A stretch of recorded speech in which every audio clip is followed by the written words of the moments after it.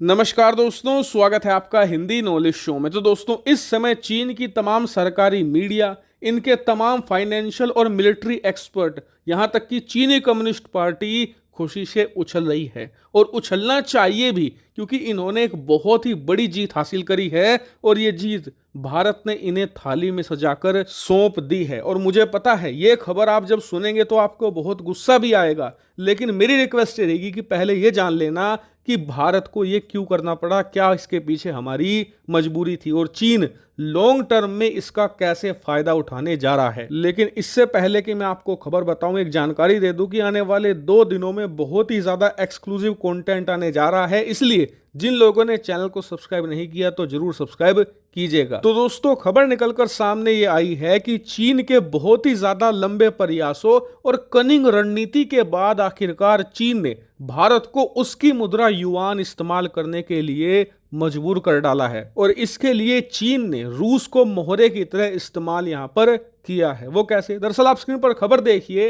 Report निकलकर सामने ये आई है कि हाल ही के कुछ समय में भारत ने रूस से जो कच्चा तेल खरीदा है उसकी पेमेंट हमने अपनी मुद्रा रुपी में नहीं करी है, उसकी पेमेंट हमने करी है चीन की मुद्रा युआन में। और देखिए, मैं बिना लाग लपेट के साफ कहना चाहूंगा कि ये चीन की बहुत बड़ी जीत है, क्योंकि चीन और चीनी मीडिया दुनिया भर में इसे ऐसे प्रेजेंट कर रहे हैं कि भारत, जो कि चीन का दुश्मन माना जाता है और 3 साल पहले दोनों देशों के बीच में मिलिट्री कॉन्फ्रंटेशन भी हुआ है, यहां तक कि भारत ने चीन के प्रोडक्ट का बायकॉट भी किया है और बड़े लेवल पर चीनी कंपनियों को बैन भी किया है। इतना सब करने के बावजूद भी भारत चीन की करेंसी युआन का इस्तेमाल करने पर मजबूर हो चुका है। और अब चीनी सरकार दुनिया भर के देशों से यही कह रही है कि जी देखिए, अब तो हमारे दुश्मन भी हमारी करेंसी इस्तेमाल कर रहे हैं और आप तो हमारे दुश्मन भी नहीं हैं, इसलिए आप हमारी करेंसी को इस्तेमाल करना शुरू कर दीजिए, क्योंकि चीन की मुद्रा युआन भविष्य है। जो अमेरिकी डॉलर है वो बीत चुका है और अब युआन का ही दबदबा दुनिया भर में होगा।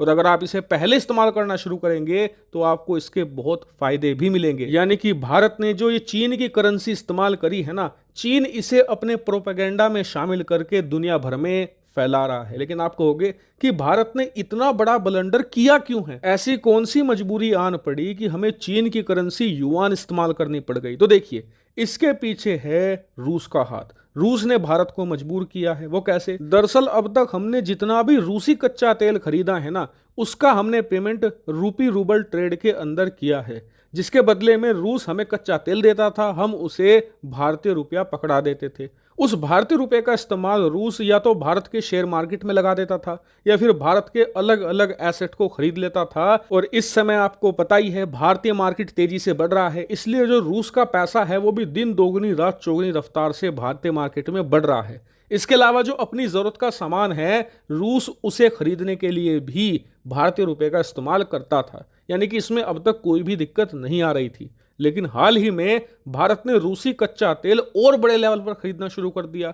ऐसे में रूस के पास भारी मात्रा में भारतीय रुपया जमा हो गया था और रूस ने कहा था कि देखिए, हमारे पास पैसों की कमी पड़ रही है, क्योंकि एक तरफ तो यूक्रेन युद्ध चल रहा है जिसमें हर रोज अरबों फूके जा रहे हैं, दूसरी तरफ हमारे ऊपर इतने प्रतिबंध लगे हुए हैं कि खाने पीने की और नॉर्मल जो चीजें होती हैं रोजमर्रा की, उनकी कमी पड़ रही है और ये सारा सामान हमें इंपोर्ट करना पड़ रहा है चीन से। लेकिन चीन जो आपका रुपया है, भारतीय रुपया, उसे एक्सेप्ट नहीं करता। उन्होंने कहा है कि जी हम तो आपके साथ सिर्फ चीन की मुद्रा युआन में ही व्यापार करेंगे और इसीलिए हमें चीनी युआन की जरूरत है। इसीलिए आप ऐसा करना कि अगली बार जब आप हमें तेल दोगे और उसकी पेमेंट करोगे तो कुछ पेमेंट भारतीय रुपए में कर देना और बाकी की बची हुई चीन की मुद्रा युआन में।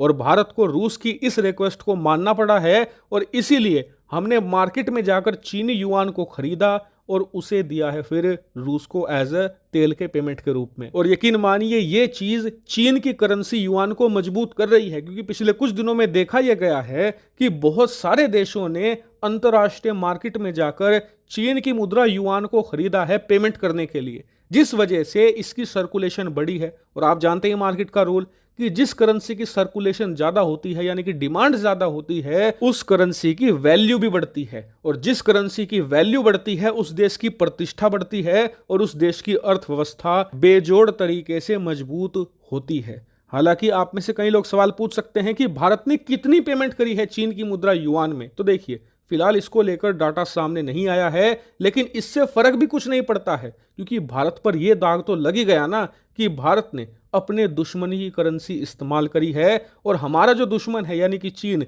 इस चीज का फायदा उठा रहा है। वो दुनिया भर में प्रोपेगेंडा फैला रहा है कि हमारे सबसे बड़े दुश्मन भी हमारी करेंसी इस्तेमाल करते हैं। और यकीन मानिए, भारत को इस चीज को काउंटर करने के लिए जल्द ही कोई ना कोई एक्शन लेना होगा, कोई ऐसी रणनीति चलनी होगी कि चीन पर यह मामला उल्टा पड़ जाए, वरना इसका नुकसान हमें बुरा झेलना पड़ेगा। हालांकि इस पूरे मामले को आप कैसे देखते हैं, कमेंट करके बताइएगा। Thank you very much for watching video.